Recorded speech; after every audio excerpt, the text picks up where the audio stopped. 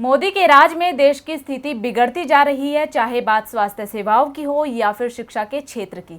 हर तरफ केवल निराशा ही है। अब उच्च शिक्षा विश्लेषक ने विश्वविद्यालय के प्रदर्शन के बारे में एक रिपोर्ट जारी की है, जिसमें देश के प्रतिष्ठित विश्वविद्यालय की रैंकिंग के जो आंकड़े सामने आए हैं वो मोदी सरकार की नीतियों पर सवाल खड़ा करते हैं।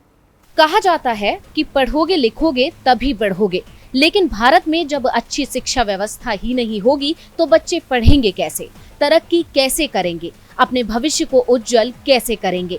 ना तो स्कूलों का स्तर बढ़ रहा है और ना ही विश्वविद्यालय अपनी रैंकिंग में सुधार कर पा रहे हैं। यहाँ तक कि मोदी के राज में तो शिक्षा का बंटाधार हो रहा है। सामने आए ताजा आंकड़े गिरती शिक्षा व्यवस्था की कहानी को बयां करते हैं।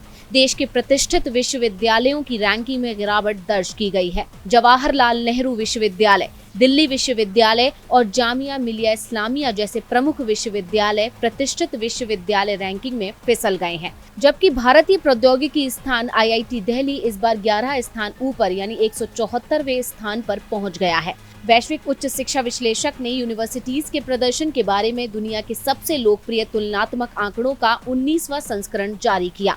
दिल्ली यूनिवर्सिटी इस रैंकिंग में अपने पहले के 501 से 510 सेक्शन से फिसलकर 521 से 530 कैटेगरी में आ गया है। वहीं JNU की रैंकिंग जो पहले 561 से 570 के बीच थी, अब घटकर 601 से 650 ब्रैकेट में आ गई है। जामिया मिलिया इस्लामिया जो पिछले साल 751 से 800 के बीच था, वो अब 801 से 1000 के बीच है। रैंकिंग से पता चला है कि जामिया हमदर्द पिछले संस्करण में 1001 से 1200 के ब्रैकेट में था, जो इस बार गिरकर 1201 से 1400 ब्रैकेट में आ गया है।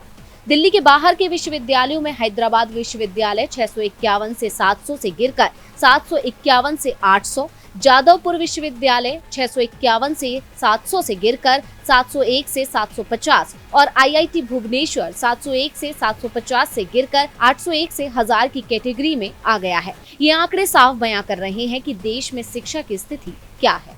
DV लाइव की रिपोर्ट।